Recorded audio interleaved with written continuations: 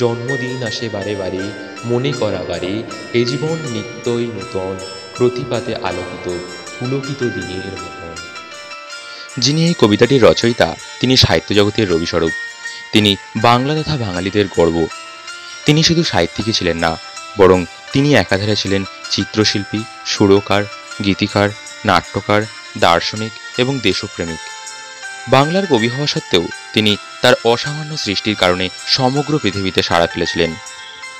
সাহিত্য জগতে তিনি ছিলেন মহীরুহ স্বরূপ এবং সাহিত্যের সর্বক্ষেত্রেই ছিল তার অনায়াস বিচরণ। তার অমর সৃষ্টিসমূহ হয়ে রয়েছে বঙ্গ সংস্কৃতির পরিচয়। তিনি কবিগুরু রবীন্দ্রনাথ ঠাকুর। আজ 25শে বৈশাখ, আজ তার জন্মদিন। কবিগুরুর জন্মজয়ন্তীতে আমরা তার জীবন নিয়েই আলোচনা করব এবং তার কিছু শ্রেষ্ঠ কাজের সম্পর্কেও জ্ঞান গ্রহণ করব। বাংলা সাহিত্যের উজ্জ্বল নক্ষত্রস্বরূপ কবিগুরু রবীন্দ্রনাথ ঠাকুর 1861 খ্রিস্টাব্দের 7ই মে বাংলার 25শে বৈশাখ তারিখে কলকাতার জোড়াসাঁকো ঠাকুরবাড়িতে জন্মগ্রহণ করেন। তিনি একটি সম্ভ্রান্ত ব্রাহ্মণ পরিবারে জন্ম নিয়েছিলেন। তার পিতা মহর্ষি দেবেন্দ্রনাথ ঠাকুর ছিলেন ব্রাহ্ম ধর্মগুরু এবং তার মাতা ছিলেন সারদা সুন্দরী দেবী। রবীন্দ্রনাথ ঠাকুর ছিলেন পিতামাতার চতুর্দশতম সন্তান। রবি ঠাকুরের ছোটবেলা অতিবাহিত হয়েছে ঠাকুরবাড়ির রুচিশীল সাংস্কৃতিক পরিবেশের মধ্যে। 1875 সালে 14 বছর বয়সে তার মাতৃবিয়োগ ঘটে। মহর্ষি দেবেন্দ্রনাথ অধিকাংশ সময় কলকাতার বাইরে কাটাতেন এবং সেই কারণে রবীন্দ্রনাথের ছোটবেলা কেটেছিল ভৃত্যদের অনুশাসনে। শৈশবে তিনি কলকাতার oriental seminary, normal school, Bengal academy এবং সেন্ট জেভিয়ার্স কলেজিয়েট স্কুলে কিছুদিন পড়াশোনা করেছিলেন, কিন্তু স্কুলের বাঁধাধরা পড়াশোনা তার ভালো না লাগায় বাড়িতে গৃহশিক্ষকের নিকট তার শিক্ষা ব্যবস্থা করা হয়েছিল। 1873 সালে 11 বছর বয়সে রবি ঠাকুরের উপনয়ন অনুষ্ঠিত হয়েছিল। এরপর তিনি পিতার সঙ্গে দেশভ্রমণে বের হন। পিতার কাছেই তিনি সংস্কৃত ব্যাকরণ, ইংরেজি, জ্যোতির্বিজ্ঞান, ইতিহাসের পাঠ গ্রহণ করেছিলেন। মহর্ষি দেবেন্দ্রনাথ রবীন্দ্রনাথকে কালিদাস বিরচিত সংস্কৃত কাব্যসমূহ, উপনিষদ পাঠে উৎসাহিত করতেন। 1878 সালে ব্যারিস্টারি পড়ার উদ্দেশ্যে রবীন্দ্রনাথ ইংল্যান্ডে যান এবং সেখানেই শেক্সপিয়ার এবং অন্যান্য ব্রিটিশ সাহিত্যিকদের রচনার সঙ্গে তার পরিচয় ঘটে। ইংল্যান্ডে অবস্থানকালীন রবি ঠাকুর তার ইংল্যান্ডবাসের অভিজ্ঞতা ভারতী পত্রিকায় পত্রাকারে পাঠাতেন। 1880 সালে কোনো রকম ডিগ্রি ছাড়াই তিনি দেশে ফিরে আসেন। এখন থেকেই তিনি সাহিত্যকর্মে মনোনিবেশ করলেন, যদিও সাহিত্যচর্চা তিনি কিশোরকাল থেকেই শুরু করেছিলেন। 1877 সালে তরুণ রবি ঠাকুর ভানুসিংহের পদাবলী, ভিখারিণী, করুণা নামক 3টি সাহিত্যকীর্তির সৃষ্টি করলেন। ভিখারিণী গল্পটি বাংলা সাহিত্যের প্রথম ছোট গল্প। ভানুসিংহের পদাবলীর কবিতাগুলি তিনি বাংলায় নয়, ব্রজবুলি ভাষায় রচনা করেছিলেন। কথিত আছে তরুণ রবীন্দ্রনাথ ভানুসিংহের পদাবলী রচনা করেছিলেন ব্রিটিশ কিশোর কবি টমাস চ্যাটার্টনের কাহিনীতে অনুপ্রাণিত হয়ে। রবি ঠাকুরের বৌঠান অর্থাৎ তার দাদা জ্যোতিরিন্দ্রনাথ ঠাকুরের স্ত্রী কাদম্বরী দেবী তাকে ভানুসিংহের পদাবলীর কবিতাগুলি ছাপার অনুরোধ করেছিলেন এবং 1884 সালে কবিতাগুলি গ্রন্থাকারে প্রকাশিত হয়। ইংল্যান্ড বাসকালীন লিখিত চিঠিসমূহ ইউরোপ প্রবাসীর পত্র নামে 1881 সালে গ্রন্থাকারে প্রকাশিত হয়। 1882 সালে তার সন্ধ্যা সঙ্গীত কাব্যগ্রন্থটি প্রকাশিত হয়। 1890 সালে রবীন্দ্রনাথের বিখ্যাত কাব্যগ্রন্থ মানসী প্রকাশিত হয়। এই সময়ের মধ্যেই তার প্রভাত সঙ্গীত, শৈশব সঙ্গীত, রবির ছায়া, কড়ি ও কমল প্রভৃতির গীতি সংকলন এবং কাব্যগ্রন্থ প্রকাশিত হয়। ছোট গল্পগুলিতে তিনি বাংলার গ্রামীণ জনজীবনের এক আবেগময় ও শ্লেষাত্মক চিত্র এঁকেছিলেন। 1891 সালে পিতা দেবেন্দ্রনাথ ঠাকুরের আদেশে রবীন্দ্রনাথ তাদের জমিদারির দেখাশোনার দায়িত্ব গ্রহণ করেন। বাংলাদেশের শিলাইদহের কুঠিবাড়িতে রবীন্দ্রনাথ জীবনের দীর্ঘ সময় অতিবাহিত করেছেন। বাংলাদেশের প্রাকৃতিক সৌন্দর্য তাকে মুগ্ধ করেছিল। রবীন্দ্রনাথ 1883 সালেই ভবতারিণী দেবীর সঙ্গে বিবাহ সূত্রে আবদ্ধ হন। পরে ভবতারিণী দেবীর নাম হয় মৃণালিনী দেবী। 1881 সালে রবি ঠাকুর তার প্রথম গীতিনাট্য বাল্মীকি প্রতিভা রচনা করেন এবং এই নাটকে তিনি ঋষি বাল্মীকির ভূমিকায় অভিনয় করেন। 1882 সালে তিনি কালমৃগয়া গীতিনাট্য রচনা করেন। 18 শতকের মধ্যেই সোনার তরী, চিত্রা, চৈতালি, কল্পনা, খনিকা প্রভৃতি কাব্যগ্রন্থ তিনি রচনা করেছিলেন।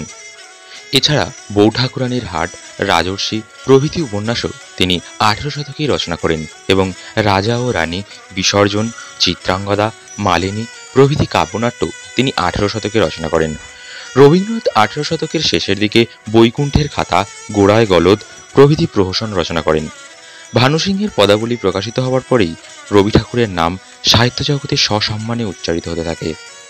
বউ ঠাকুরুনির হাট এবং রাজর্ষি রবীন্দ্রনাথের ঐতিহাসিক উপন্যাস 1891 থেকে 1895 সালের সময়কালটি রবীন্দ্রনাথের জীবনের সাধনা পর্ব রূপে পরিচিত, যেখানে তিনি সর্বাধিক সৃষ্টিশীল ছিলেন। 1902 সালে তার স্ত্রী মৃণালিনী দেবী এবং 1903 থেকে 1907 সালের মধ্যেই কবির 5 সন্তানের মধ্যে 2 সন্তানের মৃত্যু হয়। 1905 সালে রবীন্দ্রনাথ ঠাকুরের পিতা মহর্ষি দেবেন্দ্রনাথ ঠাকুর মারা যান। দুঃসহ শোকের এমন দিনেও রবীন্দ্রনাথের সাহিত্যচর্চা থেমে থাকেনি। 1901 সালে নৈবেদ্য কাব্যগ্রন্থ তিনি রচনা করলেন। 1905 সালে লর্ড কার্জনের বঙ্গভঙ্গ সিদ্ধান্তের বিরোধিতা করলেন তিনি। 1905 সালেই তিনি বিধির বাঁধন কাটবে তুমি, আজই বাংলাদেশের হৃদয় হতে, বাংলার মাটি বাংলার জল প্রভৃতি গান রচনা করেন এবং হিন্দু মুসলমানের ঐক্য অটুট রাখতে তিনি রাখি বন্ধন উৎসব পালন করেন। এরপরে কবি আবারও সাহিত্যকার্যে মনোনিবেশ করলেন এবং একে একে খেয়া, গীতাঞ্জলি, গীতিমাল্য, গীতালি, বলাকা প্রভৃতি সাহিত্যকীর্তি সৃষ্টি করলেন। 1912 সালে রবি ঠাকুর ইংল্যান্ডে যান এবং সেখানে গিয়ে ইয়েটস প্রমুখ কবিদের গীতাঞ্জলি কাব্যের ইংরেজি অনুবাদ পাঠ করে শোনান। ব্রিটিশ সাহিত্যিকরা তার কাব্যে মুগ্ধ হলেন। 1913 সালে গীতাঞ্জলি কাব্যের জন্য তাকে নোবেল পুরস্কারে সম্মানিত করা হয়। প্রথম বাঙালি নোবেল প্রাপক হিসেবে রবীন্দ্রনাথ ঠাকুরের নাম চিরস্মরণীয় হয়ে রয়েছে। 1916 থেকে 17 সালে তিনি জাপান ও মার্কিন যুক্তরাষ্ট্র ভ্রমণ করেন।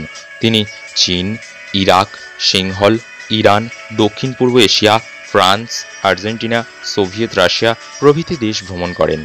19 শতকে রবীন্দ্রনাথের বিখ্যাত উপন্যাসগুলি হল চোখের বালি, নৌকাডুবি, প্রজাপতির নির্বন্ধ, গোড়া, ঘরে বাইরে, চতুরঙ্গ, যোগাযোগ, শেষের কবিতা, দুই বোন, মালঞ্চ, 4 অধ্যায় প্রভৃতি। গোড়া উপন্যাসটি রবি ঠাকুরের শ্রেষ্ঠ উপন্যাস। রবীন্দ্রনাথ 19 শতকে বেশ কিছু ছোট গল্পও রচনা করেন, যেমন কঙ্কাল, নিশীথে, মণিহারা, ক্ষুদিত পাষাণ, স্ত্রীর পত্র, নষ্টনীর, কাবুলিওয়ালা, হৈমন্তী, দেনা পাওনা প্রভৃতি। তিনি বেশ কিছু কাব্যগ্রন্থও 19 শতকে রচনা করেছিলেন। তার মধ্যে উল্লেখযোগ্য হল পূরবী, মহুয়া, পুনশ্চ, শেষলেখা, আরোগ্য, জন্মদিনে প্রভৃতি কাব্যগ্রন্থ। একই শতকে তিনি প্রবন্ধও রচনা করেছিলেন। সমাজ প্রবন্ধটি তার সমাজ চিন্তামূলক প্রবন্ধ। রাজনৈতিক চিন্তাধারা লিপিবদ্ধ করেছেন কালান্তর সংকলনে। রবীন্দ্রনাথ তার শিক্ষা সংক্রান্ত চিন্তাধারা লিপিবদ্ধ করেছেন শিক্ষা প্রবন্ধে। এছাড়াও 19 শতকে রবীন্দ্রনাথ বেশ কিছু নাটকের জন্ম দেন, যার মধ্যে উল্লেখযোগ্য হল শারদোৎসব, রাজা, ডাকঘর, মুক্তধারা, রক্তকরবী, কালের যাত্রা প্রভৃতি। রবীন্দ্রনাথ তার সাহিত্যকীর্তির জন্য পরিচিতি পেলেন কবিগুরু নামে। তিনি গোড়া উপন্যাসে প্রাচীন ভারতের সামাজিক ও রাজনৈতিক সমস্যাগুলি তুলে ধরেছেন। তিনি পত্রিকাতেও বিভিন্ন রকম লেখা প্রকাশ করেছিলেন। সাহিত্য জগতে তিনি আজও হয়ে রয়েছেন বটবৃক্ষ সম। রবীন্দ্রনাথ ঠাকুর দেশপ্রেমিক ছিলেন এবং পরাধীন ভারতবর্ষকে তিনি স্বাধীন দেখতে চাইতেন। 1919 খ্রিস্টাব্দে জালিয়ানওয়ালাবাগ হত্যাকাণ্ডের প্রতিবাদে তিনি ব্রিটিশ সরকার প্রদত্ত নাইটহুড উপাধি ত্যাগ করেন। কবিগুরু কোনো ধর্মীয় কুসংস্কার এবং গোঁড়ামিতে বিশ্বাসী ছিলেন না। তিনি ভারতের প্রগতিশীল শিক্ষার পন্থাটিকে ভারতবাসীদের গ্রহণ করার আহ্বান জানান। ভারতবাসীদের স্বনির্ভরতা এবং বৌদ্ধিক বিকাশের উপর তিনি অধিক গুরুত্ব আরোপ করেছিলেন। ভারতের স্বাধীনতা আন্দোলনে তার গুরুত্ব অপরিসীম। রবি ঠাকুর শিক্ষাবিদ হিসেবেও ছিলেন শ্রেষ্ঠত্বের দাবিদার। তিনি প্রাচীন বৈদিক শিক্ষা পদ্ধতি অনুসরণ করে শান্তিনিকেতনে 1918 সালে বিশ্বভারতী বিশ্ববিদ্যালয়ের প্রতিষ্ঠা করেন। এই বিশ্ববিদ্যালয়ে খোলা আকাশের নিচে পাঠদান করা হয়। রবীন্দ্রনাথের শিক্ষার উন্নতি সাধন এবং পুরাতন বাঁধাধরা শিক্ষা পদ্ধতির সংস্কারের প্রচেষ্টায় সুফসল বিশ্বভারতী বিশ্ববিদ্যালয়। মূলত শান্তিনিকেতনের প্রতিষ্ঠাতা ছিলেন মহর্ষি দেবেন্দ্রনাথ ঠাকুর, কিন্তু শান্তিনিকেতনের গৌরব বৃদ্ধির কাণ্ডারি রবীন্দ্রনাথ ঠাকুর। তিনি তার জীবনের দীর্ঘ সময় এই স্থানে অতিবাহিত করেন এবং প্রায় নিজের সর্বস্ব ব্যয় করে তিলে তিলে গড়ে তোলেন বিশ্বভারতী বিশ্ববিদ্যালয়। নোবেল পুরস্কারের অর্থও তিনি বিশ্বভারতীর উন্নয়নে ব্যয় করেন। 1951 সালে কেন্দ্রীয় সরকার বিশ্বভারতী বিশ্ববিদ্যালয়ের দায়িত্ব গ্রহণ করেন। বর্তমানে বিশ্বভারতী একটি কেন্দ্রীয় বিশ্ববিদ্যালয়। রবীন্দ্রনাথ ঠাকুর প্রধানত পরিচিতি পেয়েছেন তার গানের জন্য। তিনি মোট 2232টি সঙ্গীত রচনা করেছেন। কিশোরকালে রবি ঠাকুর শাস্ত্রীয় সঙ্গীত বা উচ্চাঙ্গ সঙ্গীতের শিক্ষা নিয়েছিলেন। তার গানে ইউরোপীয় অপেরা সঙ্গীতের সুর, ভারতীয় শাস্ত্রীয় সঙ্গীতের সুর এবং বাংলার লোকসঙ্গীতের সুর লক্ষ্য করা যায়। রবি ঠাকুর 1873 সালে গগনেরও থালে রবিচন্দ্র দীপক জলে গানটি রচনা করেন, যেটি প্রথম রবীন্দ্রসঙ্গীত। তিনি বাল্মীকি প্রতিভা, কাল মৃগয়া প্রভৃতি গীতিনাট্যে ইউরোপীয় সঙ্গীতের সুর ব্যবহার করেছেন। এছাড়া বহু গানে শাস্ত্রীয় এবং লৌকিক সঙ্গীতের সুর তিনি ব্যবহার করেছেন। রবীন্দ্রসঙ্গীতের 6টি বিভাগ রয়েছে: পূজা, স্বদেশ, প্রেম, প্রকৃতি, বিচিত্র ও আনুষ্ঠানিক। রবি ঠাকুর একমাত্র কবি যিনি ভারতবর্ষ এবং বাংলাদেশের জাতীয় সঙ্গীত রচনা করেছেন। তার সকল গানের সংকলন রয়েছে গীতবিতান গ্রন্থে। রবি ঠাকুরের শেষ রচিত গানটি ছিল হে নূতন দেখাধিক আরবার। আজও সঙ্গীত জগতে সসম্মানের সঙ্গে বিরাজিত রয়েছে রবি ঠাকুরের স্বরচিত ও স্বসুরারোপিত গানসমূহ। রবীন্দ্রনাথ জীবনের শেষ পর্বে দাঁড়িয়ে চিত্রশিল্প চর্চা করেছিলেন এবং সেখানেও সসম্মানে নিজের আসন লাভ করেছেন। প্রতিটি সৃষ্টিশীল কার্যেই তিনি আমৃত্যু নিয়োজিত থেকেছেন। দারিদ্রতা দূরীকরণেও তিনি বহুবার সচেষ্ট হয়েছিলেন। প্রকৃতপক্ষেই রবি ঠাকুর ছিলেন হিমালয় প্রতিম ব্যক্তিত্ব। রবীন্দ্রনাথ ঠাকুর বাংলা তথা বাঙালির প্রাণস্বরূপ। মহাত্মা গান্ধী তাকে বলতেন গুরুদেব। রবীন্দ্রনাথ ভারতের সর্বকালের সর্বশ্রেষ্ঠ কবি ছিলেন। বাঙালিদের সুখে, শোকে, চিন্তায় রবীন্দ্রনাথ সর্বদা প্রাসঙ্গিক। বিশ্বজুড়ে ছড়িয়ে রয়েছে রবি ঠাকুরের খ্যাতি। এক কথায় তার মূল্যায়ন অসম্ভব। তাই 25শে বৈশাখ দিনটি বাঙালিদের প্রাণের উৎসব। আজ 25শে বৈশাখের এই শুভ দিনে কবিগুরুর চরণে নিবেদন করলাম আন্তরিক শ্রদ্ধাঞ্জলি। মনে রেখো ও তবু মনে রেখো, যদি দূরে যাই চলে তবু মনে রেখো।